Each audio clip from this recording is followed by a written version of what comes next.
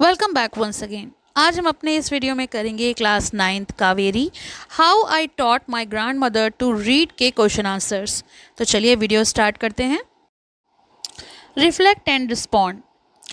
Question number 1, why is it important to learn how to read and write, यानी पढ़ना और लिखना सीखना क्यों महत्वपूर्ण होता है।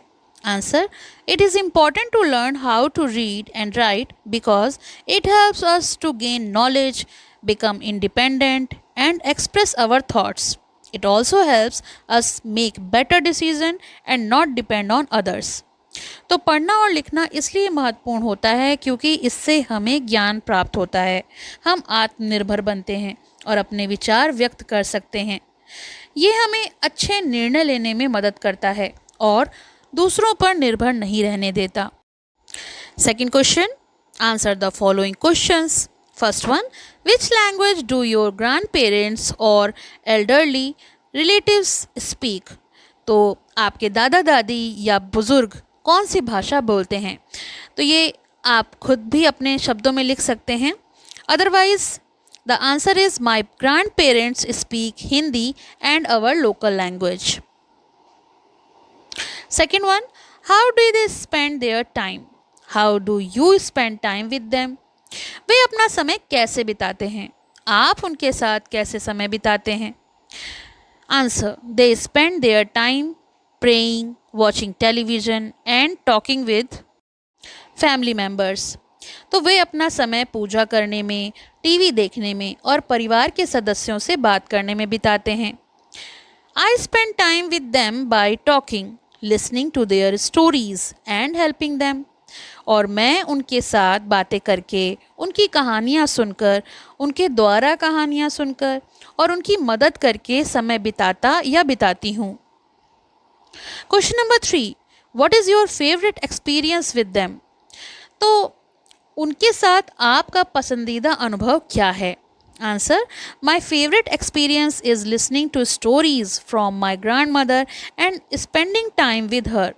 और मेरा उनके साथ पसंदीदा अनुभव है कि मैं दादी से कहानियाँ सुनना और उनके साथ समय बिताना पसंद करता हूँ या करती हूँ।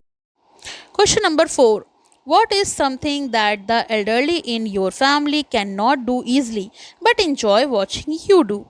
आपके परिवार में बुजुर्ग कौन सा काम आसानी से नहीं कर पाते लेकिन आपको करते देखना उन्हें बेहद पसंद है।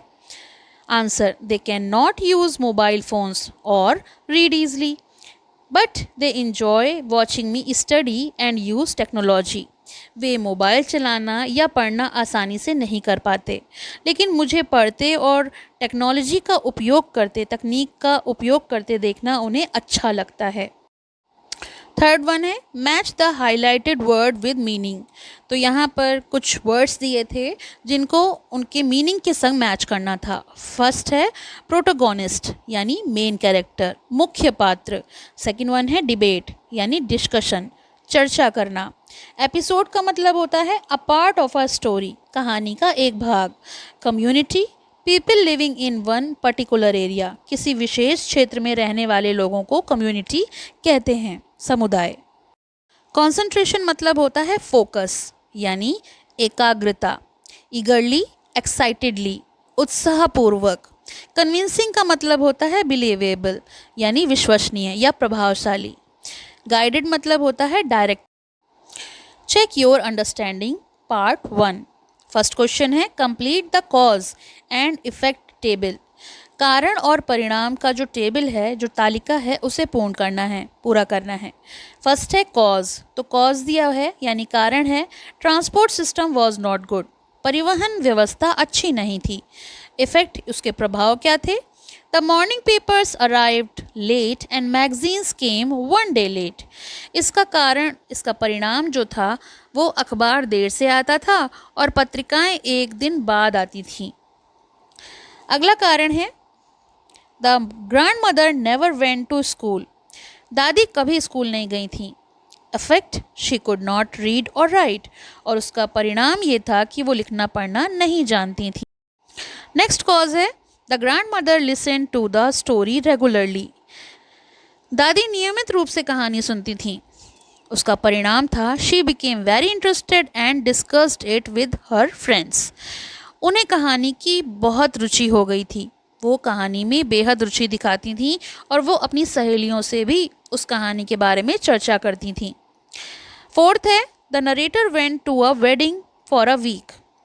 लेखिका एक सप्ताह के लिए शादी में चली गई, तो उसका परिणाम यानी इफेक्ट क्या हुआ? The grandmother could not hear the story and become sad. दादी कहानी नहीं सुन पाई और दुखी हो गई। फिफ्थ कॉज है there was no importance of girls education. उस समय लड़कियों की शिक्षा को महत्व नहीं दिया जाता था। उसका प्रभाव क्या हुआ? The grandmother never went to school. दादी स्कूल नहीं जा सकी। सिक्स्थ है the grandmother regretted not going to school. दादी को स्कूल न जाने पर पछतावा था। उसका इफेक्ट है she decided to learn reading and writing. उन्होंने पढ़ना लिखना सीखने का निर्णय लिया। Question number 2. Do you think the narrator expected to see her grandmother in tears? Why or why not? तो क्या लेखिका ने उम्मीद की थी कि वह अपनी दादी को रोते हुए देखेगी? क्यों और क्यों नहीं? आंसर नो, नहीं, उसने ऐसी उम्मीद नहीं की थी। The narrator did not expect to see her grandmother in tears because she had never seen her cry even in difficult situation. लेखिका ने ऐसी उम्मीद कभी भी नहीं की थी क्योंकि उन्होंने अपनी दादी को कभी कठिन परिस्थितियों में भी रोते हुए नहीं देखा था। सो सी वॉज सरप्राइज्ड एंड वरिड। इसीलिए वो ये देखकर काफ़ी हैरान और चिंतित हो गई। Third question, how might the narrator help her grandmother? लेखिका अपनी दादी की कैसे मदद कर सकती थी? Answer, the narrator can help her grandmother by teaching her how to read and write, helping her practice daily and encouraging her to learn. लेखिका अपनी दादी को पढ़ना लिखना सिखाकर, रोज़ अभ्यास करवाकर और उन्हें प्रोत्साहित करके उनकी मदद कर सकती थीं। Check your understanding part 2। State whether the following statements are true और फॉल्स। तो हमें बताना है कि इन वाक्यों में से ट्रू कौन से हैं यानी सत्य कौन से हैं और असत्य कौन से हैं। First one, the grandmother wanted to learn the Kannada alphabet to gain independence. दादी आत्मनिर्भर बनने के लिए कन्नड़ वर्णमाला सीखना चाहती थी। True. Second one, the grandmother asked someone in the village to read the story. दादी ने गांव में किसी से कहानी पढ़ने के लिए कहा था। फॉल्स, दादी ने किसी से नहीं कहा था, उन्होंने लेखिका का इंतज़ार किया था। Third, the narrator was the grandmother's first teacher. True, लेखिका दादी की पहली शिक्षिका थी। Conclusion, this chapter teaches us that there is no age limit for learning and education makes us independent। तो ये अध्याय हमें ये सिखाता है कि सीखने की कोई उम्र या सीमा नहीं होती, शिक्षा हमें आत्मनिर्भर बनाती है। तो ये तो हो गया इसका कंप्लीट सोल्यूशन।